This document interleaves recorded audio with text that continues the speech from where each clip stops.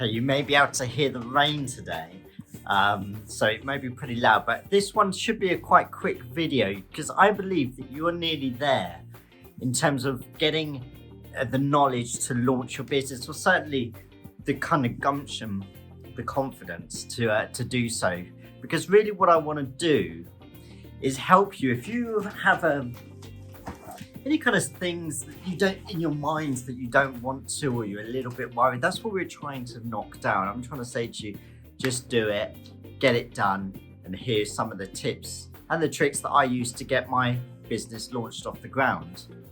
But I was thinking last night, so we've covered social media, we've covered kind of a little bit of mindset, but one thing we didn't discuss is how you transact with people. Now, I can't go into this too much because it depends on what you're going to be selling, either that's a service or that's a product. But what I can do is talk about what I do and some of the other platforms that I use. When I say transact with people, we're talking about sending whoever you're getting the interest of and where you're going to put them in the end in order to take money, which is essentially what I mean. So some people back about 5-10 years ago, or 5 years ago, people would use eBay.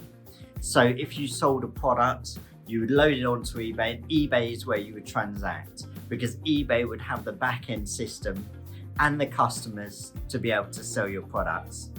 Amazon, obviously the biggest marketplace in the world, and that can be a fantastic place if you have a product. But if you have a service or you don't want to use one of those platforms, then there are some other options. Now, I use a company called Shopify, which I think is the second or the third largest e-commerce platform. Now, what an e-commerce platform will do for you is give you a front-end website, which you can design and customize. And it also gives you the back-end capability to take card payments, collect email data, collect customer data, and then it offers you attaching a lot of apps where you can do some really fantastic things, like have pop-ups pop up, help you connect to printers when you're printing off your labels. And there's lots of apps that you can do to download. Some are free, some are paid. Everything is there. And I am a massive ambassador for Shopify. I don't get paid, don't get me wrong, I'm not that big. But I think in terms of having a system that does everything that you need it to do, it is perfect. That's quite controversial because there are other platforms available. But since I started 2-3 years ago, Shopify have helped me so much, and it's made it so simple in terms of reading what's happening, because you need to start understanding your data later on. So you need to understand why people are jumping on the website, where they're jumping, how long they're spending, do you have repeat customers, what's your average order value, where are they dropping off in the journey. And Shopify bundles all of this up to you and just gives it to you. There's a monthly cost to it. I think it's $29 because it's a Canadian website. And you can buy domains through there. But if you are do check it out. Other ones for this are obviously Wix, and there is another one, WooCommerce, which is another big one, which people seem to like, but I haven't ever used those, so I don't want to kind of suggest that. I have actually built out, and I'm thinking about building out another one, website on Shopify live for you guys to see, because it is literally so simple. It's like blocks. You block, put your colors, put your pictures in, and yeah, it looks fantastic. So that's the platform where you want to send. So you use your social media to get people interested. So I try, and this is how it's progressed. But when I first started, Instagram and Facebook were not trading platforms, so you would not be transactioning with people there. But now, obviously, with Instagram Shop, Facebook Shop, you can do.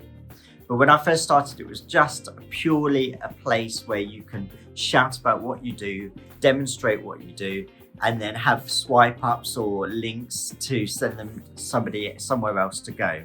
eBay, Amazon, Etsy are platforms where people sell, where they are big platforms that already have traffic, and there's lots of pluses and minuses to using them. The pluses will be, obviously, the traffic's already there. Trust me, when you start up your website for the first time, I think I spent 3 or 4 days watching the stats. And every time like one person went on the website, I was like, yes, until I realized that was probably just me checking on my phone if someone had gone there.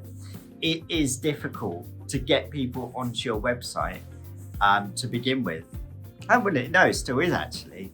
But where you sell on these Etsy's, Amazon, etc., the traffic is there, but then you're competing. So if you are a non-original product or a service on Amazon, etc., then you will be in direct competition with everybody else. So you've got to either shout higher, create enough noise that you get noticed, or drop your trousers, you do drop your trousers, but drop your price just to see if you can get some sales in. I am transactional on Amazon, I don't on eBay, and then obviously Amazon and everybody takes a fee. So that's that. I personally would say that you want to try and do your own platform, purely because you have so much more control over your customers. If you transact on eBay and Amazon, you do not own your customers, so therefore they do not give you the data in terms of the email addresses, the telephone numbers, ways to re-engage your customers, which does cause a big problem.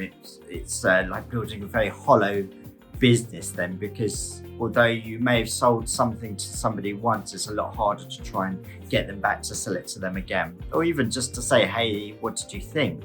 Because at the very early stages, getting that feedback from people is very, very important.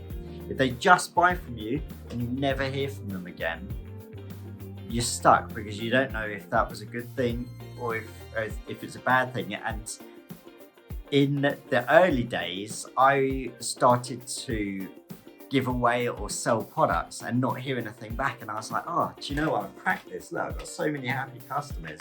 They don't even bother coming back to me. Obviously, it was just some people would like, oh, well, that's crap, and just chucked it away. I wasn't engaging enough with them to say, hey, do you know what? I'm a new business.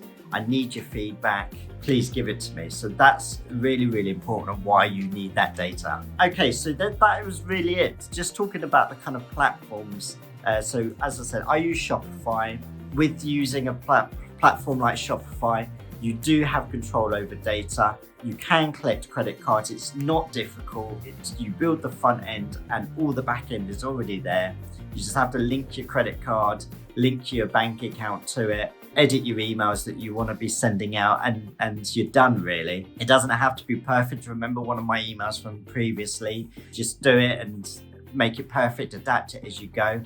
The beauty of Shopify is you can change it every single day. I tweak my website daily, literally. Sometimes it's a big change, where a big color change. Sometimes it's a little change. I actually redo the whole website pretty much every 6 to 9 months, because it's your shop window. You wouldn't build a shop at the shop front and keep it there all year round. You have to change it. You have to make it look good. And that's really important for websites. A lot of people don't get that, actually. A lot of people just build one and then just leave it. You have to adapt it. You really, really do. It's not a case of just loading up your products. Giving away loads of nuggets in this one. eBay, Amazon, Etsy, great platforms to start, but you are competing with other people and you're not collecting data. If you are service-based, you're selling digital products or you're selling your services, then you're probably going to want something called a landing page. Now, a landing page is just a static, generally a one-page website, which people will just go to, they see what you're selling, and then they contact you. Not the hardest thing in the world to do. But if you are selling a service nowadays, you need to be giving a little bit more content. So you hopefully have some videos on there talking about, say, if you're a boiler exchange man or lady, you'd have a video of you talking about the different types of boilers and why they're suitable for different size houses or properties, and then a call to action at the bottom. But you won't need the back end kind of payment system, because I would say that you would they would phone or email you, which you can easily put on a website. So they're called landing pages. Now I do use landing pages as well. I use ClickFunnels. I use a company called Zipify Pages, which is off of my Shopify Shopify website. And yeah, that's it. ClickFunnels is good. I think it's about $97 for the very basic package, which is probably what you'll need at the start. And you can pay a little bit more, $300 a month, which gives you, I think they call it Actionetics, which is email systems and all of that kind of stuff. And definitely more email providers. So check out those two as well. But there are other options. I think there's Lead Pages pops into mind. And I think Google even have their own version of a landing page, which I think is free or certainly very, very cheap. So have a research, see what works for you. And yeah, let me know. If you found this helpful, if you think I've missed anything, because I'm trying to cram in so much into these videos, sometimes I go off on a tangent or I completely walk around what I'm trying to say. Apologies. So if you think I've missed something, let me know. And I can always come back and expand on certain things if it interests you. That's my video for today. I hope you enjoyed it. Just get it done.